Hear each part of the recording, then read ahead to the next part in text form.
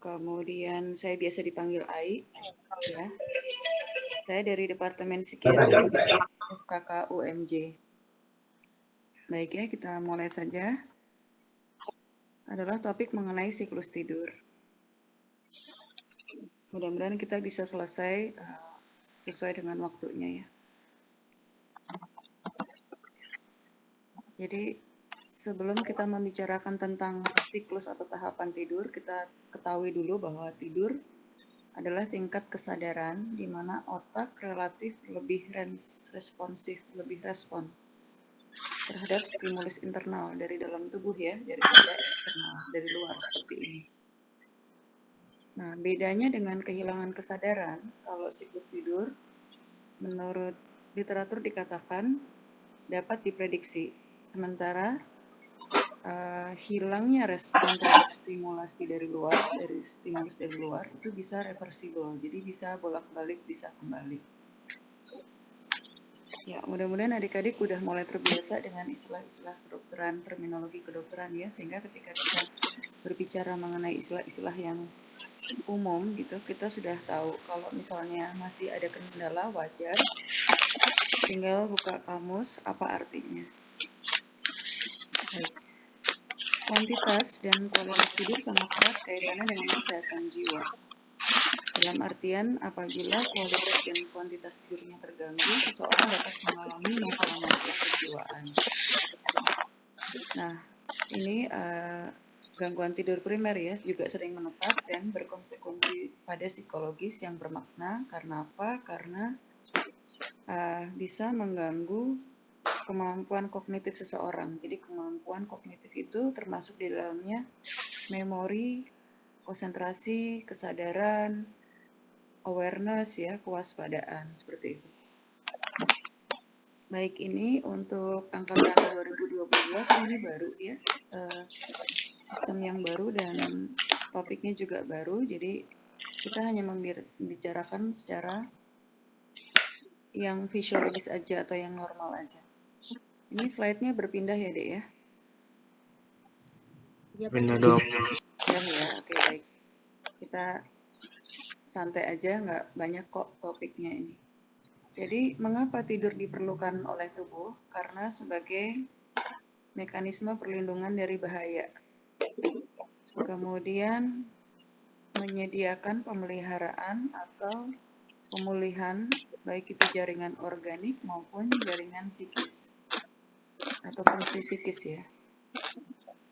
Kemudian berguna juga sebagai detoksifikasi karena ketika terjaga ada toksin alami atau hipnotoksin yang terbentuk dan kemudian itu memacu kita untuk tidur dengan cara membuat kita mengantuk.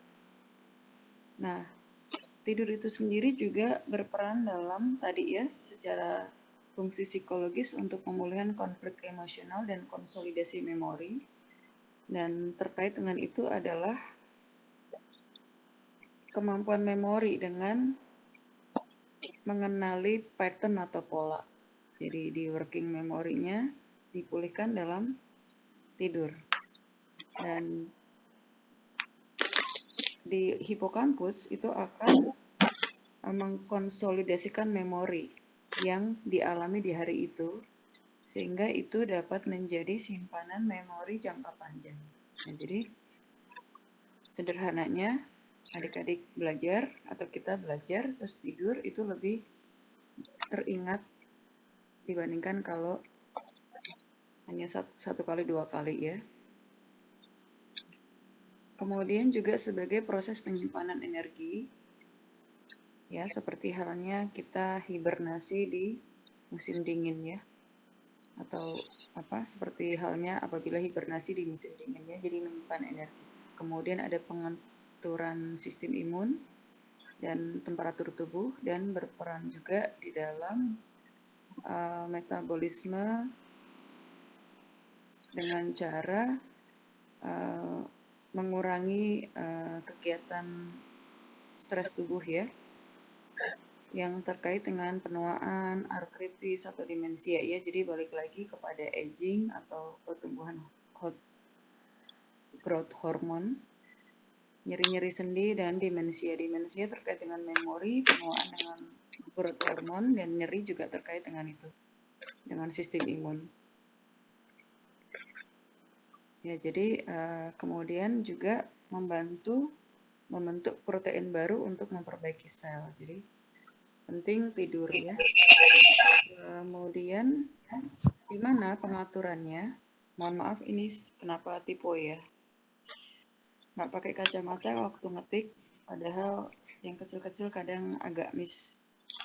Terdapat di nukleus preoptik ventrolateral hipotalamus. Mana dia? Ini ya. Di sini. Ya. Talamus, hipotalamus. Kemudian daerah anterior hypothalamic area. Dan dikendalikan atau diatur oleh hipotalamus yang lateral, samping ya. Anterior depan. Dorsal, apa dek dorsal? Ya, nanti dipelajari ya, itu kata-kata anatomi. Dorsal atas, dok. Oh ya, atas. Posterior? Posterior bawah. Posterior belakang, dok, bawah. Diulang-ulang aja ya, diulang-ulang aja, karena sistem belajarnya zaman saya dulu dengan sekarang beda, itu juga membantu cara mengingatnya juga beda. Kita waktu itu masih bedah-bedah kadaver deh, kalau adik-adik sekarang udah langsung per bagian ya.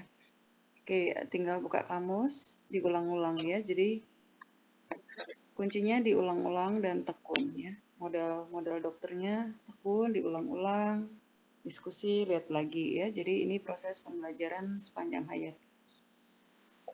Barangkali kita saya maksudnya yang udah tua-tua gini juga kadang juga miss harus lihat lagi. Nah, terus ini di sebelah lateral, di samping ya.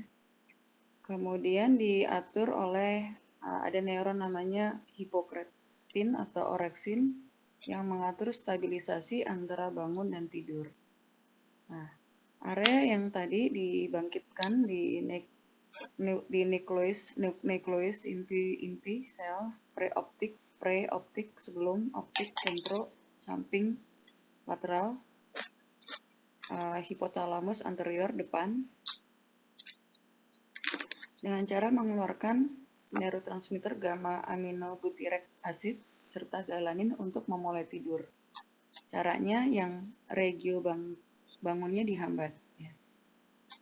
Jadi kalau resep saya dulu, guru-guru saya maksudnya, ditelan aja dulu gitu. Telan aja dulu, terus dengerin aja dulu, ditelan aja dulu gitu ya.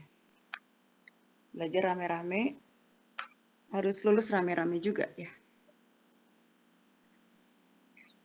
Jadi lulus semua, belajarnya semua sama-sama, lulus semua juga sama-sama. Nah ini ada sistem arus di sini, reticular activating system, ada pons, ada medula, ada hipotalamus, ada glandula pituitary, dan seterusnya ya. Nah asik nih belajar anatomi. Nah tahapan tidur, kita langsung masuk, tahapan tidur. Tidur ditandai dengan menurunnya kesadaran secara reversibel. Jadi bolak-balik ya. Kalau irreversible, itu nggak bisa. Reversible bisa bolak-balik. Biasanya disertai dengan posisi berbaring dan tidak bergerak. Aserinsky dan Kleitman dari Universitas of Chicago bacanya nih, tahun 1953. Biasanya pada orang-orang yang sedang tidur, bola matanya bergerak perlahan-lahan ke kiri dan ke kanan, tapi kadang-kadang juga bergerak dengan cepat dengan tarikan-tarikan pendek. Nah, ini yang dinamakan dengan tidur tanpa gerak mata cepat atau non-REM, non-rapid eye movement sleep, atau tidur dengan gerak mata cepat, rapid eye movement sleep. Ini fase-fasenya sadar, kemudian masuk di fase 1 itu Stage 1 itu pertama pas disadar itu gelombang beta, alfa. Stage 2 theta, mulai theta. Gelombang tahap kedua ada kumparan tidur atau sleep spindle dan K kompleks ya. Kemudian di step 3 dan 4 itu ada gelombang delta atau slow wave sleep. Dan di selanjutnya rapid eye movement. Ada seperti gergaji ya atau tusuk gigi gitu. Gelombangnya ya kalau dilihat di EEG, EOG sama EMG ya. Jadi ada gelombang beta, alfa dan theta gelombang. Nah, ini berulang-ulang dalam waktu 1 malam, kira-kira seusia orang dewasa itu 7 jam. Dengan rapid eye movementnya 90 menit. 25%-nya REM, 25%-nya delta. Jadi total dari waktu semalam, kira-kira orang dewasa 7 jam. Ini berulang, semakin lama jumlahnya atau durasinya semakin pendek, lalu bangun pada akhir siklus. Ya, ini untuk membedakan gelombang EEG pada berbagai keadaan. Jadi ini ada kondisi yang terjaga, gelombang EEG-nya seperti ini. Ada kondisi rileks atau alfa, gelombang alfa. Ada orang-orang yang dilakukan misalnya relaksasi atau meditasi atau hipnosis, hipnoterapi. Keadaan relaksasi kita lagi santai, tenang, dengar suara-suara yang menenangkan ya, apa saja. Kondisi mengantuk, gelombang EEG-nya terlihat seperti ini, elektroencephalogram. Mulai tertidur, tidur dalam, dan koma. Pada ukuran kira-kira 1 detik ya, dengan kekuatannya mikrovoltasenya 50. Baik, dilanjut. Nah, ini adalah ketika tidur dilakukan pemeriksaan dengan EEG atau elektroencephalogram, EOG atau elektrookulo mata ya, mata okulogram. Gram itu seperti printout tanam gini ya. Kemudian EMG, mio, otot ya. Jadi ini campuran bahasa Latin sama bahasa Inggris ya. Jadi pada tidur REM akan terlihat ada gerakan mata cepat. Kalau dinilai dari pemeriksaan tadi ditempelkan di sudut mata atau di lateral geniculate nucleus. Ya. Ada gerak cepat mata di EEG-nya, gerak cepat mata. Baik, selanjutnya, nah tahapan tidur sekurang-kurangnya ada 4 ya. Karena yang 3 dan 4, yang tahap 3 dan 4 kadang digabung ya. Tapi sebenarnya bisa juga dikatakan 5. Tahap 3 dan tahap 4, lalu tahap 5 ya. Dari mulai tidur ringan sampai tidur nyenyak yang diamati dengan EEG. Jadi saya kadang juga takjub para ahli dulu itu bisa ya nemuin teori, nemuin obatnya, nemuin segala hal yang saat ini kita sedang tinggal pelajari aja. Tidur REM 20-25% dari lamanya tidur dalam semalam dan biasanya itu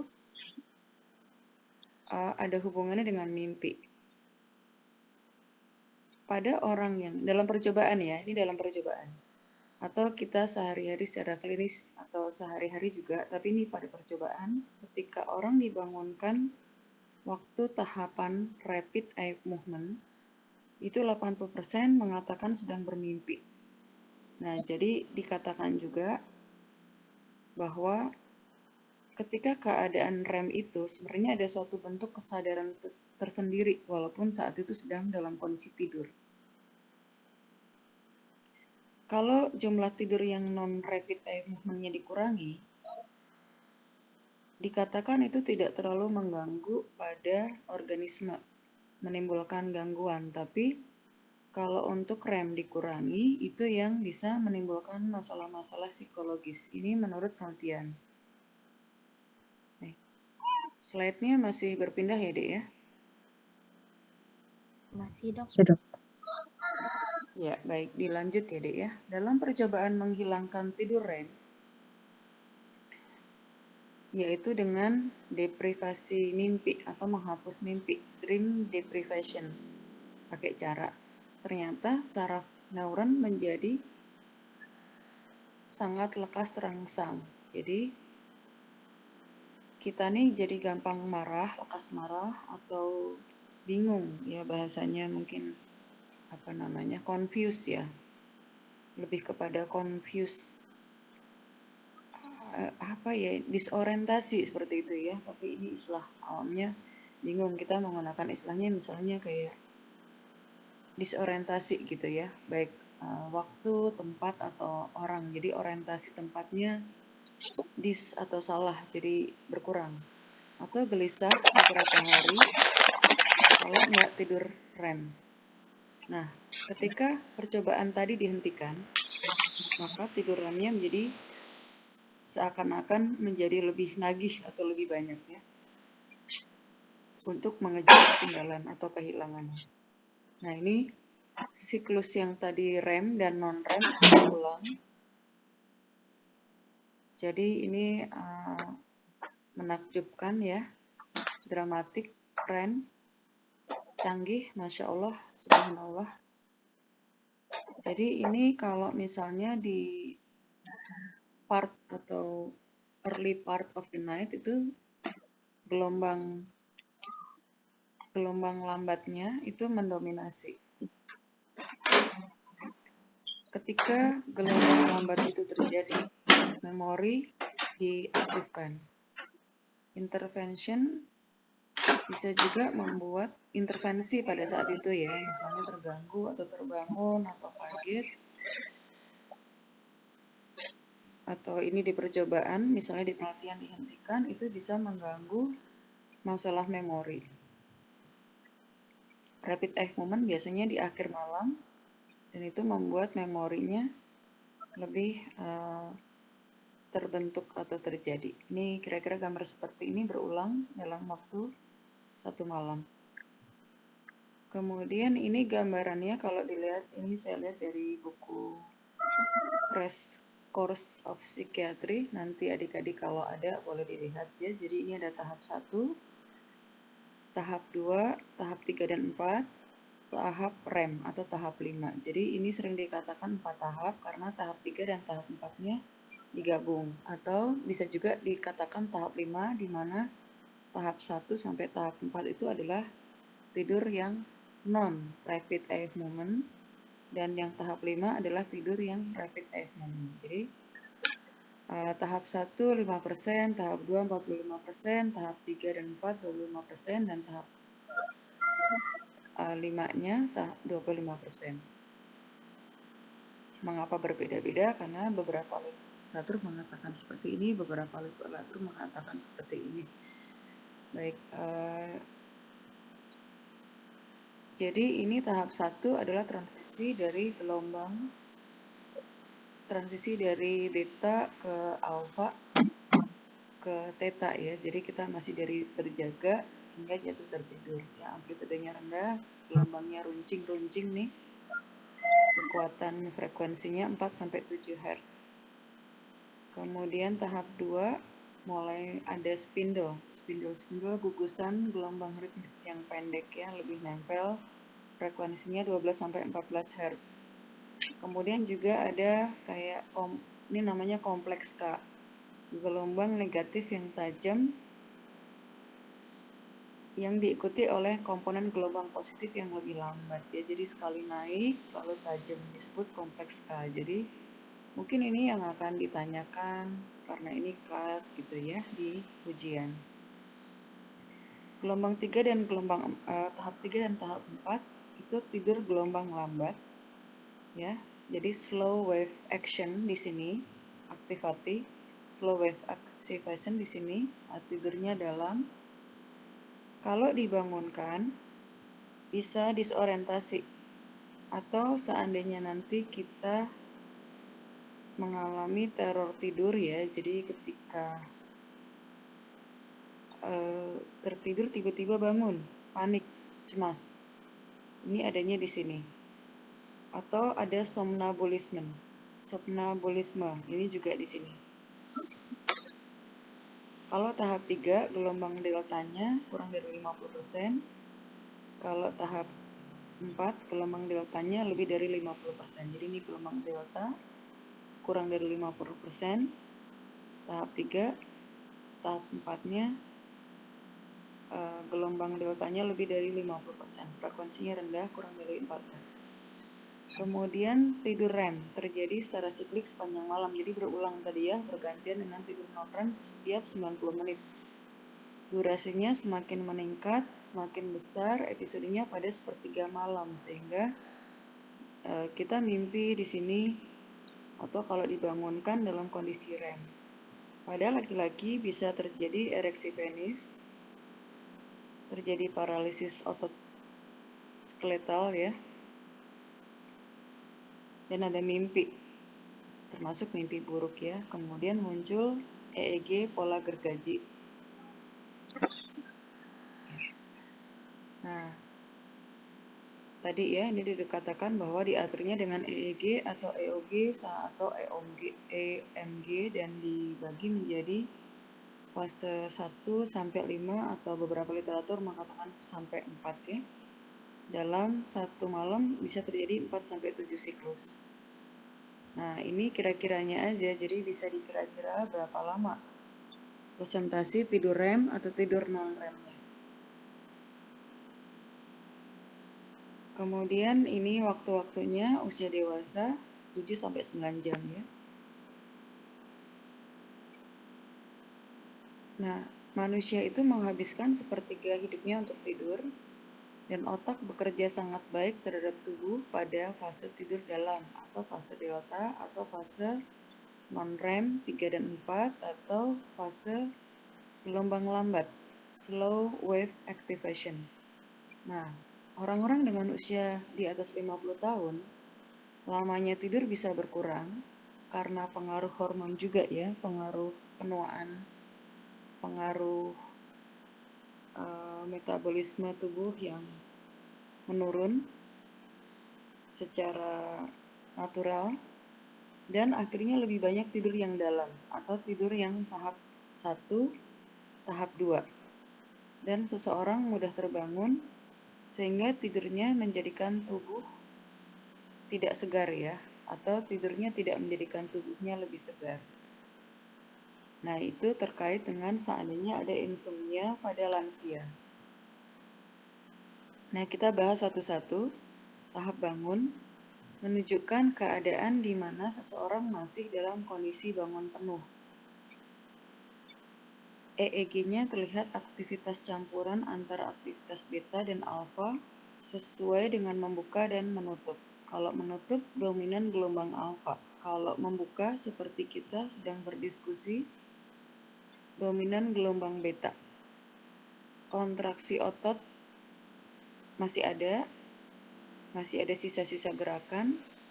Kalau di okulonya, mata mengedip dan gerakannya semakin cepat. Nah, ini frekuensinya semakin lama semakin pelan dan berhenti bergerak dan mengantuk. Tahap mengantuk menunjukkan keadaan mengantuk tapi sadar dengan mata tertutup. Aktivitas alfanya mulai dominan, aktivitas ototnya mulai berkurang, dan pergerakan matanya mulai pelan. Mulai masuk tahap 1, namun sesekali dapat terbangun atau dapat langsung ke tahap 2 atau bisa juga langsung ke tahap rapid eye movement ya. Jadi tidak selalu kaku, bisa aja banyak variasi-variasi. Jadi dari tahap mengantuk langsung ke tahap rapid eye movement. tahap 1 ya. Jadi kita ikuti saja dari literatur ini tahap 1, tahap 2, 3, 4 dan tahap rapid eye movement. Tahap 1 adalah peralihan dari keadaan terjaga dengan tidur. Aktivitas alfanya kurang dari 50%, transisi dari gelombang theta ke campuran delta berlangsung 1-7 menit dan mungkin ada bangkitan. Bangkitan itu adalah aktivitas paroksiksmal. Apa tuh? Coba nanti dilihat ya. Paroksiksmal itu tiba-tiba mengejutkan, kira-kira 3 detik atau lebih. Dan itu terjadi semburan aktivitas di EEG-nya, EOG-nya, sama EMG-nya. Kalau semburan ini mengakibatkan aktivitas alfanya lebih dari 50%, bisa didefinisikan bangun. Tahap 2, fase ini bola mata mulai berhenti bergerak, tonus ototnya lebih rendah, dan tidurnya lebih dalam. Ada gelombang theta, alfanya minimal, mulai muncul gelombang delta, mulai muncul kompleks K, mulai muncul kumparan atau spindle. Ya. Nah, bangkitan pada tahap 2 ini atau aktivitas tiba-tiba pada tahap 2 ini bisa kembali ke tahap 1 atau menjadi bangun. Kalau aktivitas alfanya kurang dari 50%, tetap tidur, tapi kalau lebih tetap bangun ya. Kemudian tahap 3, fase lebih dalam. Tahap 3, tonus ototnya lebih rendah.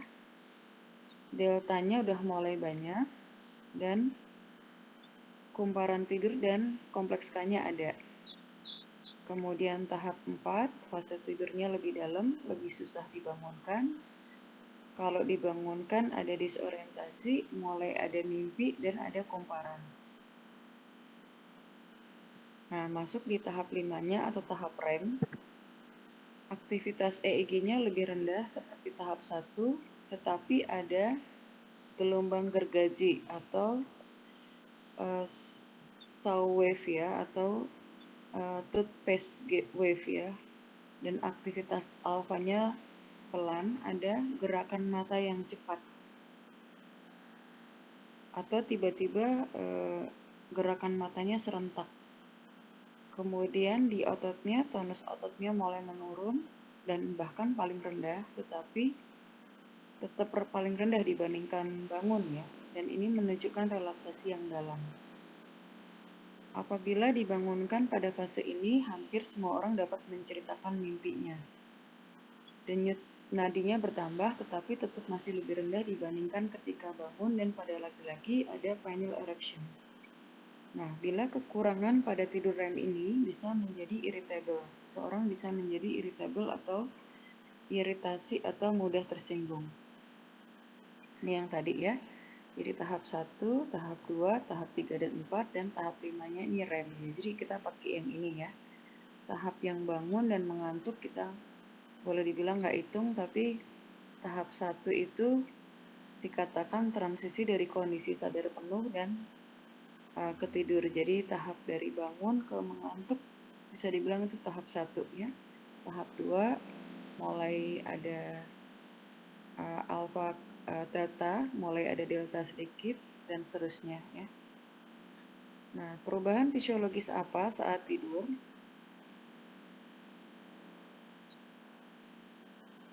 Selama tidur REM dan tidur non-REM terjadi sedikit peningkatan aktivitas parasimpatik yang relatif terhadap aktivitas simpatik. Jadi aktivitas parasimpatiknya lebih banyak, lebih naik ya. Itu membuat pernafasan jadi lebih lambat, lebih teratur, tidurnya lebih dalam, kondisinya lebih dari alfa ke theta ke delta.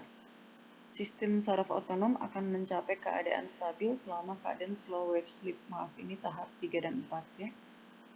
Kemudian tekanan darah, denyut jantung, curah jantung cardiac output-nya juga berkurang selama tidur non-REM dan mencapai fase tertinggi.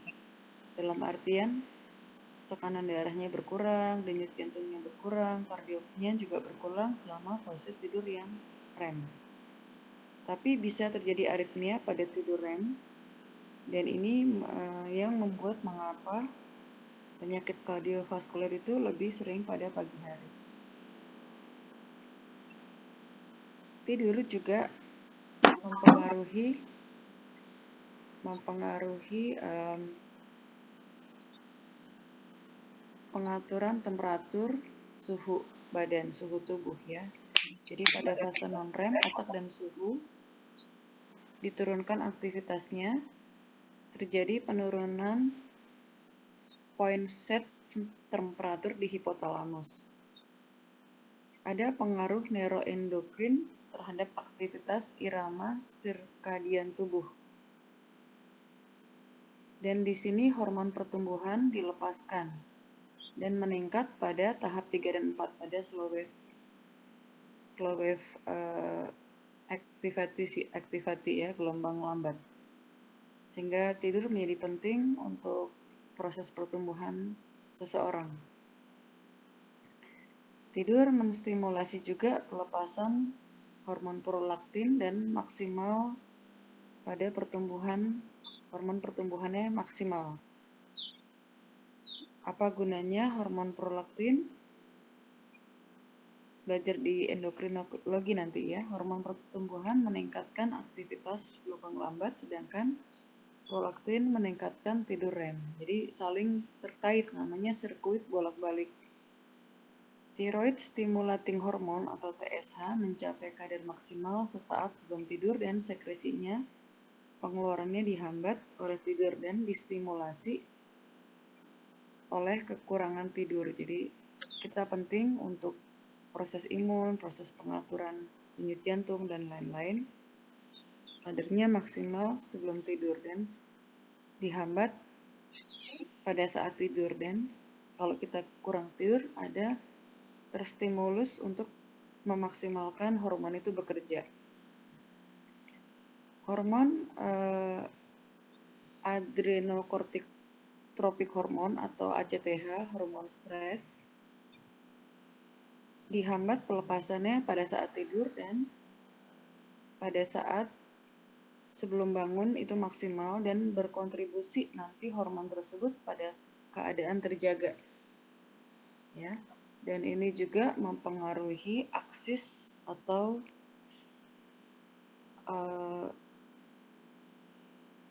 jalan segitiga aksis ya antara hipotalamus, pituitary gland dan adrenal, kelenjar adrenal. Ini yang berperan dalam proses stres, imun, ya, neurologi, endokrin di aksis HPA ini. Nanti belajar pelan-pelan ya, ini pengenalan dulu. Sel noradrenergic dari locus coeruleus secara langsung memproyeksikan melintasi otak. Diproyeksi itu kayak ditembakin atau dipanahin ya, mencapai aktivitas maksimal pada keadaan terjaga dan berkurang pada tidur non-REM dan berhenti aktivitasnya pada saat tidur REM.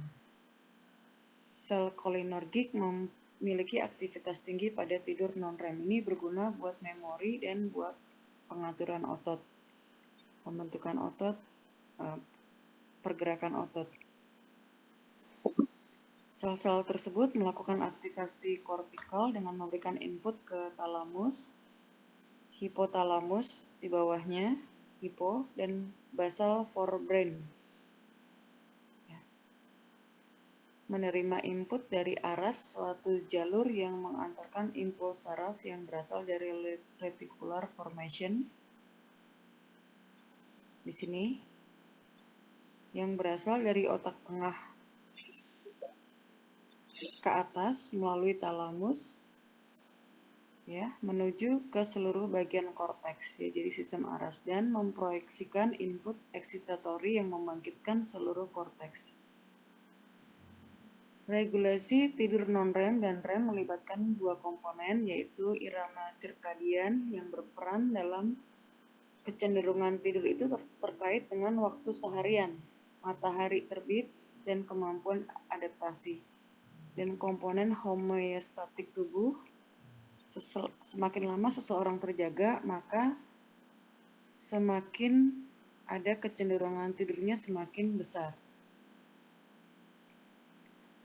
Nah, ada pengaruh hormon juga, yaitu hormon estrogen, di mana hormon ini berpengaruh sangat kompleks terhadap tidur, memperpendek latensi tidur. Jadi udah tidur terus terbangun. Nah, waktu lamanya terjaga sesudah tidur namanya latensi tidur. Kalau hormon estrogennya masih banyak, latensi tidurnya pendek.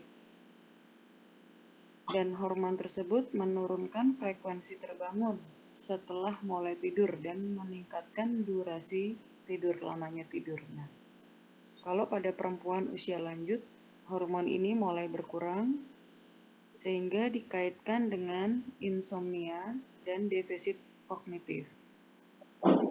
Hormon ini juga berpengaruh atau saling timbal balik dengan melatonin, di mana melatonin ini membantu proses tidur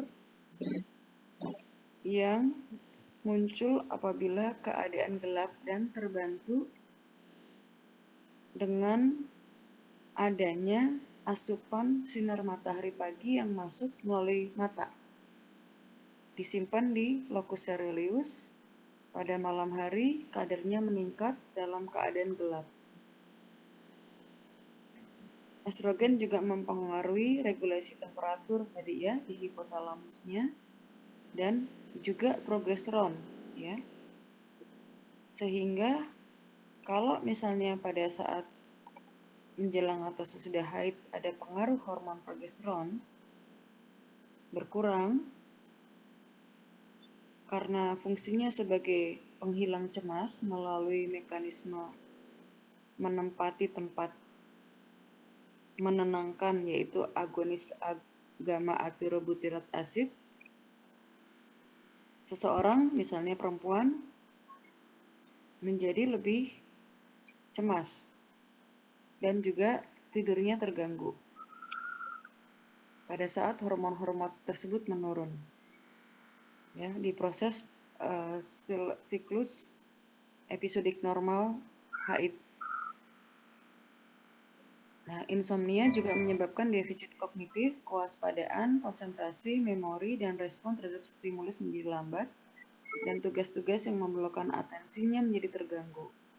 Juga mempengaruhi di gangguan memori jangka pendek, gangguan pembicaraan, dan preservasi atau kaku, menetap gitu ya, jadi nggak bisa fleksibel di dalam pemikiran. Dan selama tidur, korteks cerebri itu sebenarnya tadi ya dibantu oleh aras tadi, dipenuhi gelombang lambat, dan aktivasi gelombang lambat ini meningkat sesuai dengan lamanya terjaga sebelumnya. Kalau nggak tidur lama, nanti aktivasinya bisa lebih lama gitu ya. Jadi dia punya mekanisme sendiri di otak itu untuk membantu memulihkan tubuh sih sebenarnya. Jadi secara homeostasis, gelombang lambat dikaitkan dengan proses plastisitas otak. Jadi si otak ini mau memperbaiki sendiri neuron-neuronnya. Jadi dia punya mekanisme memperbaiki. Kalau misalnya kurang tidur sebelumnya, si sel-sel otak ini neuronnya akan berusaha untuk memperbaiki sendiri dengan membuat aktivitasnya itu dilamain gitu ya, si gelombang lambat. Jadi seseorang bisa tercovery lagi memorinya, sel-sel otaknya, kemampuan organ otak masing-masing dan seterusnya ya. Dan ini terkait dengan pembelajaran, artinya penyimpanan memori, proses belajar seseorang, dan pengelolaan informasi yang sudah didapat sebelumnya. Melatonin dirilis oleh glandula pineal, ya. Ini kenapa ngomongnya rada belibet, astagfirullahalazim. Yang dirangsang pada keadaan gelap, ya.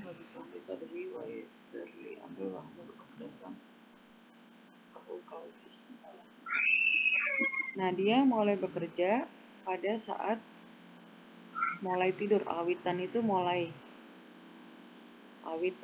mulai biasa dipakai di bahasa-bahasa psikiatri itu, ya, dan menginduksi atau memunculkan atau memicu,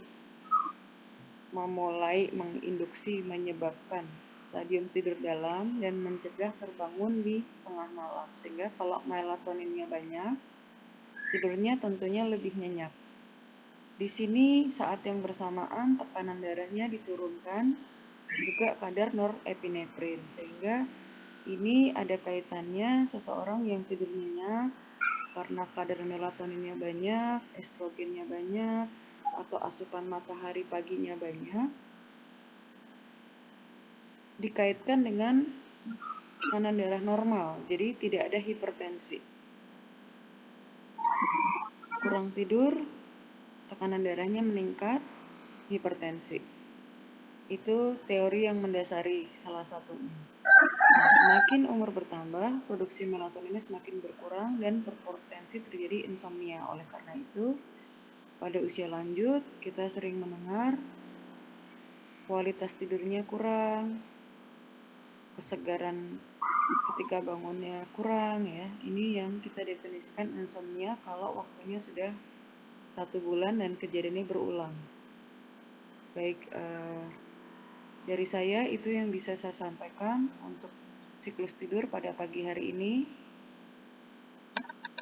Ini yang penting dipahami lagi, saya ulang sedikit, nanti ini bisa dipelajari. Ini saya ambil dari buku Crash Course Psikiatri yang gampang, ada 2 versi, bahasa Inggris dan bahasa Indonesia. Jadi tahap 1, tahap 2, tahap 3, tahap 4. Kita belajarnya berproses, ya. Jadi untuk semester ini mengetahui proses-proses ini itu sudah sangat baik, sudah sangat cukup, ya. Jadi saya ucapkan selamat belajar. Sampai ketemu di pertemuan berikutnya. Mudah-mudahan apa yang kita diskusikan pada pagi hari ini bermanfaat buat kita semua. Dan cara belajarnya di kedokteran, dibaca, diulang-ulang, yang nggak ngerti ditanyain, didiskusikan, dicatat, baca banyak baca, dan banyak nyatet. Insya Allah itu menjadi bekal kita sampai nanti. Dan apa yang kita pelajari ini berkah, bermanfaat buat diri kita sendiri dan orang lain, dan bisa kita manfaatkan untuk bisa menolong orang lain. Baik, cukup ya adik-adik.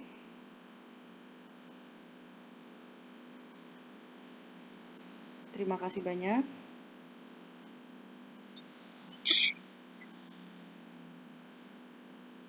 Saya izin stop share.